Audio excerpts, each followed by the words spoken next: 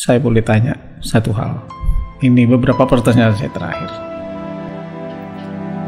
Apa pengalaman yang paling pernah atau yang pernah paling mengecewakan terhadap Pak Munte, atau terhadap semua keluarga, pengalaman keluarga atau pengalaman Munte yang paling mengecewakan kepada Bapak, di mana Bapak merasa seperti stuck, nggak bisa ngapain?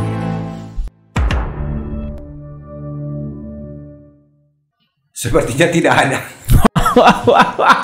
Luar biasa, keren, luar biasa. Semua terselesaikan ya? Semua terselesaikan karena saya percaya Tuhan memberikan jalan. Apa yang saya perhatikan ialah perlu memang preparation, perlu persiapan. Ya, apapun itu, ya ada masalah, selalu ada masalah. Namun perlu preparation. Preparation apa yang perlu kita buat? Ya, ini yang saya selalu tuliskan di buku saya, maupun di hati saya atau dimanapun saya selalu tuliskan itu. Perlu persiapan. Apapun itu yang kita kerjakan menghadapi persoalan. Yang pertama, jadi di sini kalau tadi ada 7 tadi, ini juga ada 7. 7P. Yang pertama, purpose. Kita perlu tahu tujuannya apa. Jadi kalau saya bekerja, tujuan kita apa? Persoalan yang terjadi sekarang ini, kira-kira apa ini tujuannya? Perlu kita renungkan. What is the purpose? Apa tujuannya? Yang kedua ialah prinsipal. Kita harus punya prinsip. Prinsip ini tidak boleh ditawar-tawar dalam segi apapun. Itu prinsip dari diri sendiri ya? Dari diri sendiri. Apapun itu masalahnya. Yang ketiga ialah planning. Perencanaan. Ya, sudah ada prinsip, ada perencanaan. Rencanakanlah apa yang mau dikerjakan, kerjakanlah yang sudah direncanakan.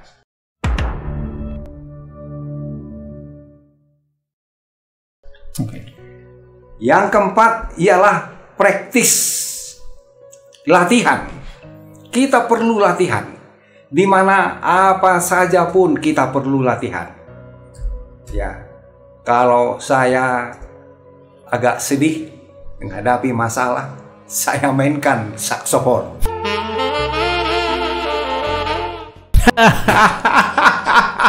Kita harus tandem ini sekali lagi nanti Pak Munte. Gue.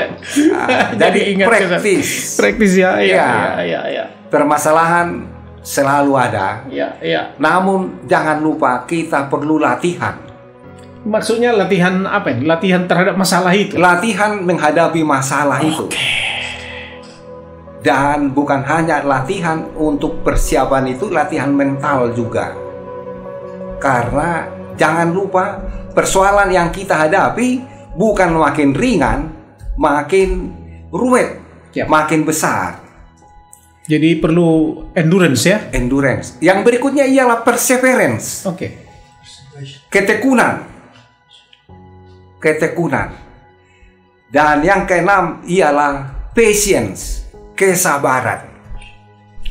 Perlu sabar.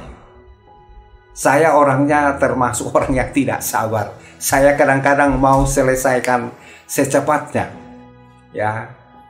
Perlu kesabaran. Dan yang terakhir ialah pride. Jadi kalau kita lalui itu, kita harus punya kebanggaan. Ya, saya bangga punya teman yang menolong saya.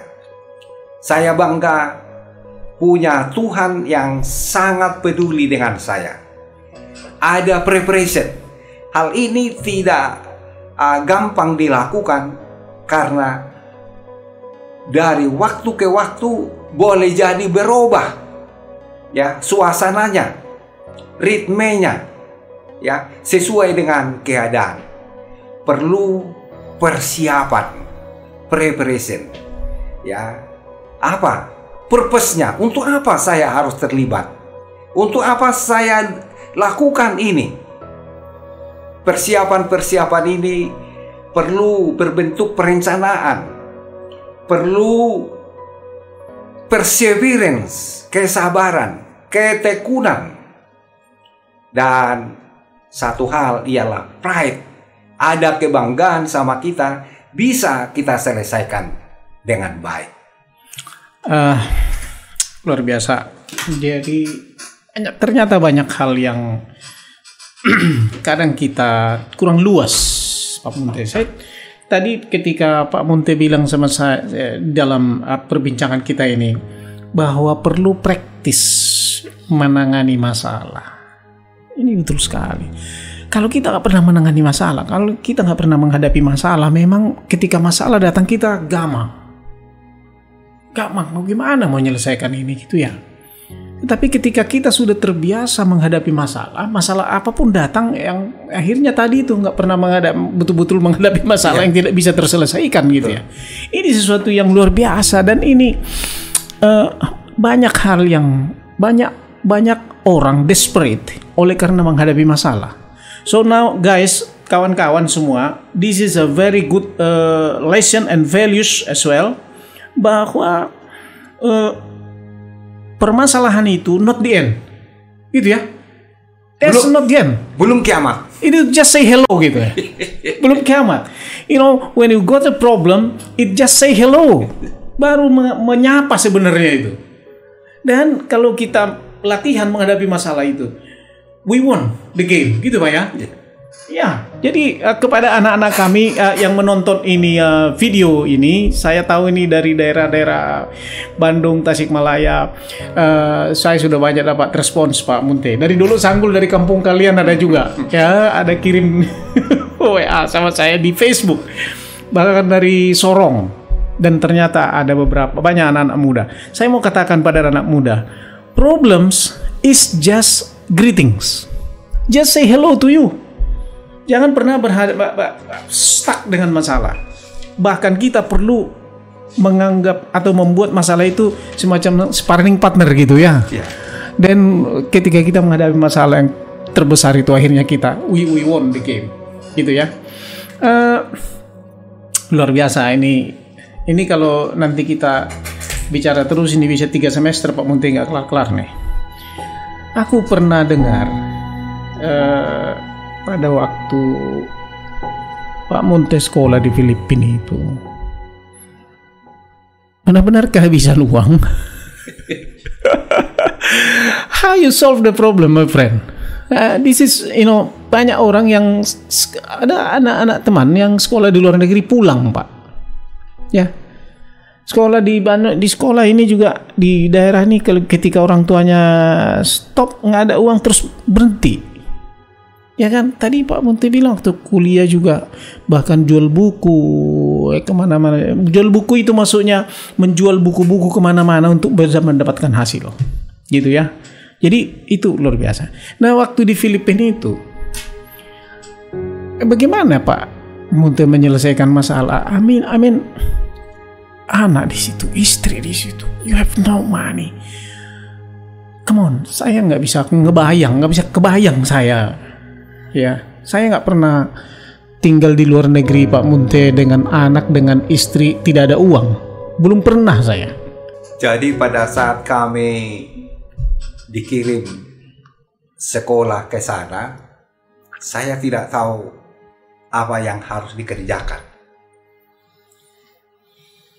Kami hanya sepertinya dilepas begitu saja, tidak ada satu lembar surat keterangan menerangkan bahwa kami adalah guru atau dosen di Pematang Siantar. Dan surat ini sebenarnya sangat diperlukan oleh kantor UNI gereja Mas Stephen hari ke-7 yang ada di Filipina, karena mereka lah nanti yang akan membayar uang sekolah maupun keperluan kami di sana. Saya sudah datang ke kantor Uni pada waktu itu memperkenalkan diri, terus ditanya, "Who are you? Siapa Anda? Ya, mana suratnya?" Padahal kami baru nyampe. Ya, tidak ada uang. Wah, kemana ini? Masa pulang lagi nggak apa? Jadi saya, istri, dan 2 anak saya, 2 anak kami bawa, kita berdoa. Kita berdoa agar Tuhan menunjukkan jalan. Dan kami sudah sewa itu apartemen, ya, dengan janji kita akan bayar nanti minggu depan. Tapi udah masuk. Udah masuk. Belum bayar. Belum bayar.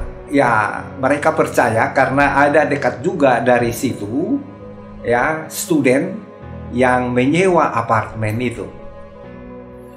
Dan begitulah rencana Tuhan. Kadang-kadang apa yang kita pikir dan kerjakan itu tidak sesuai dengan rencana Tuhan. Pada waktu tidak ada uang, bagaimana kita mau hidup di sana dan bagaimana sekolah? Tuhan menunjukkan jalannya.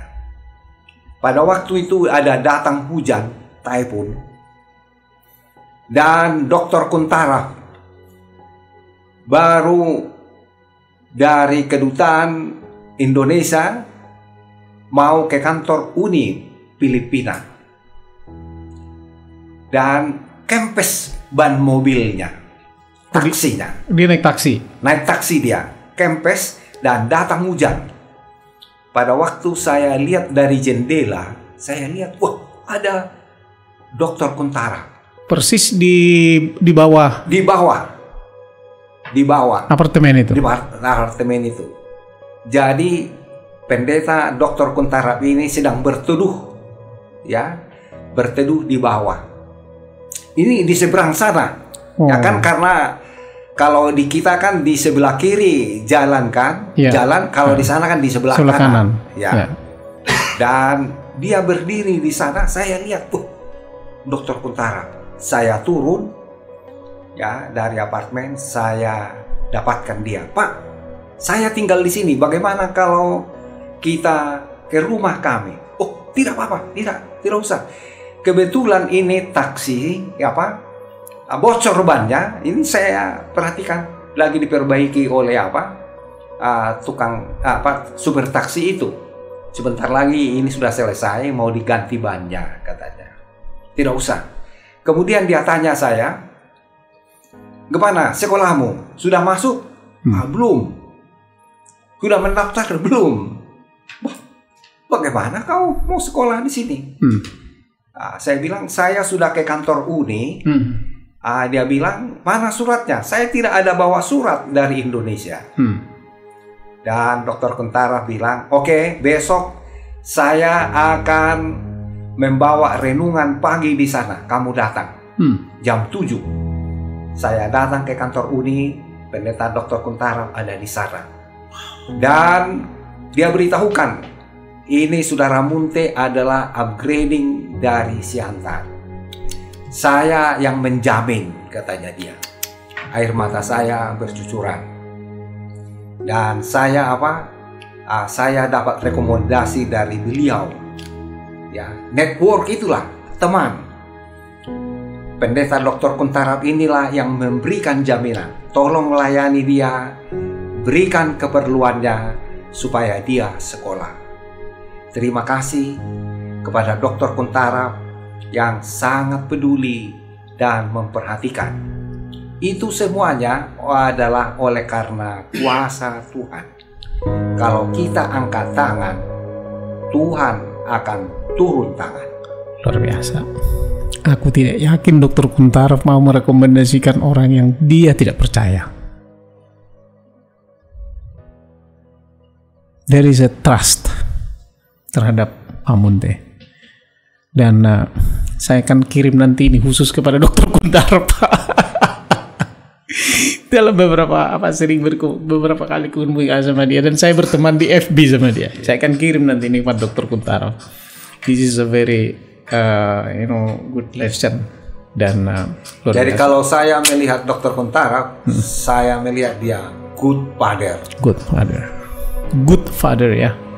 Yang sangat peduli, datang tepat pada waktunya. Tanpa dia, saya rasa tidak jadi sekolah, tidak jadi apa-apa. Luar biasa. Mudah-mudahan ini dilihat sampai nanti video ini ke Dokter Kuntara. 3 tahun lalu, saya satu mobil dengan Dokter Kuntara dari Jakarta, dari MT Haryono ke Bandung. Waktu itu dia khotbah di sana, ada penempatan di Unai. Kita pulang pergi, tapi kami pergi sama-sama satu mobil. Saya sudah pernah dengar ini. Tak dari mana, pokoknya saya pernah dengar ini. Saya nggak ingat. Tapi saya cerita sama dia itu. Benar, dulu pernah begini, Dokter Kuntara. Dia ketawa. Dia bilang, tunggu dulu. Dia bilang, saya ingat-ingat dulu, dia bilang. Ya kan? Ya, mungkin, kata dia kan. Mungkin. Pernah itu, kata dia. Ya, luar biasa. Kawan-kawan semua, banyak hal yang sudah kita gali dengan segala rumus. Luar biasa ini Pak Munte ini. Dan saya sangat berterima kasih. Mudah-mudahan good lesson yang sudah disampaikan tadi itu bisa bermanfaat bagi kita. Pak Munte, ada hal lain yang ingin Bapak sampaikan? Satu hal yang perlu kita sampaikan di dalam berumah tangga. Ya. Mungkin ini hanya sharing saja. Ya. Jadi di rumah tangga itu selalu ada persoalan. Ya. Ada perbedaan. Ya. Sejak kita pun menikah, ada perbedaan dengan istri kita. Ya. Dengan suami kita. Dalam hal ini perlu diperhatikan. Inilah pengalaman yang boleh saya ceritakan. Bila mana terjadi perbedaan pendapat, persoalan yang ada di rumah, kita perlu menggunakan rumus 6A. 6A. Let me record. 6A. Yang pertama, ini yang perlu kita harus ulang-ulangi, praktekkan. Oke. Yang pertama, acceptance. Penerimaan. Oke. Suami dan istri perlu menerima pasangannya apa adanya. Acceptance. Jadi terima apa adanya. Terima apa adanya. Oke. Dengan segala kelebihan dan kekurangannya. Yang kedua, setelah kita terima, kita perlu memberikan perhatian. Attention ya. Perhatian. Yang ketiga, tunggu dulu sebentar. Perhatian ini seperti apa? Kalau boleh dieksplor sedikit. Karena ini boleh saya katakan ini kita punya viewers ini. Saya sudah cek. Banyak ini yang sudah berumah tangga yang umur 26 tahun ke 40 tahun ini. So ini sangat penting, Pak. Attention ini bukan hanya attention dari segi materi, namun dari segi berbagai hal. Perhatian yang kecil perlu kita berikan kepada pasangan kita, kepada anak-anak kita, supaya itu menjadi pengingat kepada pasangan kita. Ada attention. Yang ketiga ialah adjustment. Ada penyesuaian. Pasangan kita itu datang dari berbagai latar yang berbeda dengan kita. Kita perlu melakukan adjustment. Apa yang ingin kita dapatkan dari pasangan kita, perlu kita lebih dahulu memberikan kepada pasangan kita itu. Jadi jangan kita tunggu dia yang memberikan. Jangan tunggu dulu dia yang pertama memberikan. Kita perlu memberi. Ada adjustment. Oke. Ada penyesuaian dari kitanya dulu. Ya, ada penyesuaian. Dan yang keempat ialah amnesti. Pengampunan. Beberapa tahun yang lalu ada tax amnesty. Ya. Pada waktu itu saya ikut juga. Ikut tax amnesty ya. Ada pengampunan. Ya, karena kita berbagai latar yang berbeda, ya. Mungkin juga kita ada juga salah-salah cakap, salah tindakan, ya. Orang lain juga, pasangan kita juga melakukan hal yang sama. Ada perlu amnesti, pengampunan. Selain daripada itu ialah apresiasi. Appreciation. Apresiasi ini ialah penghargaan. Kita ada attention tapi tidak mau menghargai, itu percuma juga, kurang lengkap. Kita perlu memberikan apresiasi. Appreciation. Dan yang terakhir, the last but not least ialah affection. Cinta kasih. Cinta kasih yang terdalam. Inilah yang perlu kita berikan kepada pasangan kita. Mudah-mudahan dengan rumus ini yang berulang-berulang kali kita lakukan, maka akan mengurangi perceraian di dalam rumah tangga itu sendiri. Terima kasih, luar biasa. Tadi berbincang-bincang kami sebentar dengan Pak Munte sebelum masuk ke studio ini. Saya katakan dan kita juga mengerti bahwa sekarang ini perceraian begitu banyak di lingkungan kita, di sekitar kita. Dan ini merupakan satu formula yang saya kira bisa kita share, ya, melalui pengalaman beliau. Bisa kita share dan bisa diambil, direnungkan untuk menghindari hal-hal yang buruk yang akan terjadi di kemudian hari. Sekarang Pak Munte, perceraian itu bukan terjadi hanya bagi orang susah. Kita lihat sekarang ini di televisi orang kaya raya sampai mau gugat istrinya. I mean, there is no value of family anymore. No value of love anymore. Sudah sangat terdegradasi. Saya pernah dengar istri saya ngomong, Pak Munte. Katanya pada waktu Pak Munte sakit, tadi waktu saya kasih tahu saya mau berangkat, Mam, aku mau wawancara Pak Munte ini. Dia katakan, mengenai apa? Saya bilang value of life lah, family segala macam. Oh, ada titipan saya katanya. Tolong tanya Pak Munte, katanya. Kenapa? Dia pernah ngomong sama istrinya waktu dia sakit, katanya kamu nggak boleh menikah lagi. Seberapa besar cinta kasih Pak Munte, cintanya kepada Ibu Munte itu. Saya berapa kali sakit. Sorry dia gak nakal sedikit ya. Saya katakan kepada istri saya, kalau saya mati kau gak boleh menikah. Jadi dia bilang, kalau aku kalau kau sudah mati, mana tahu lagi kau apa yang saya harus lakukan. Kan sudah putus, gak ada lagi katanya. Gak boleh. Nanti kalau kau menikah, nanti begu saya nanti akan datang, saya bilang. Saya nggak mau terima, saya bilang. Karena kau itu adalah milik saya sampai selama-lamanya. Saya bilang kau nggak boleh pindah ke orang lain, saya bilang. Walaupun sudah mati, katanya. Iya, nggak boleh. Jadi kalau kau kalau aku mati, gimana kau? Kalau kau mati langsung kawin aku, Pak. Wah, nggak fair dong, katanya dia. Ya, saya ada alasan kenapa saya langsung menikah. Karena saya nggak bisa masak, saya bilang. Ya, saya nggak bisa masak.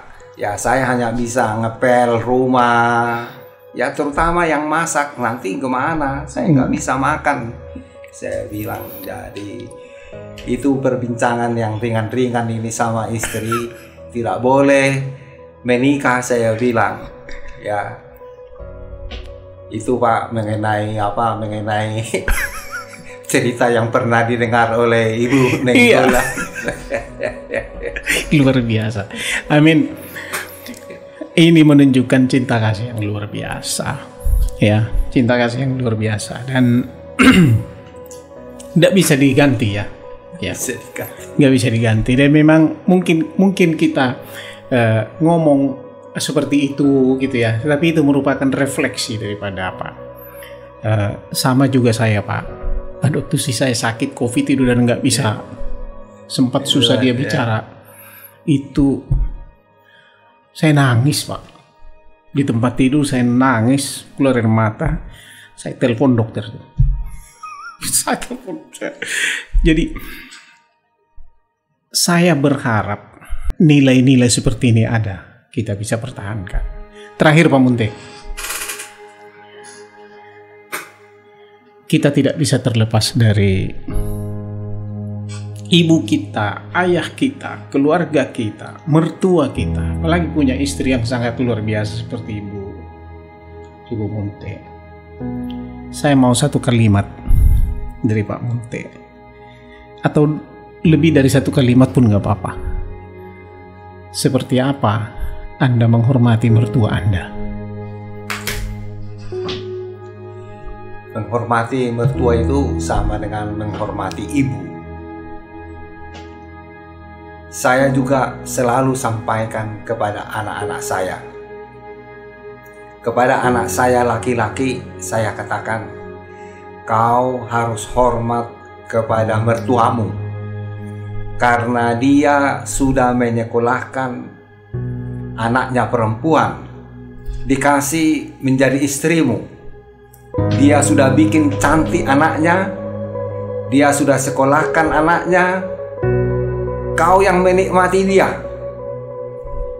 Kerja istrimu, gajinya sama kau, sama-sama kalian.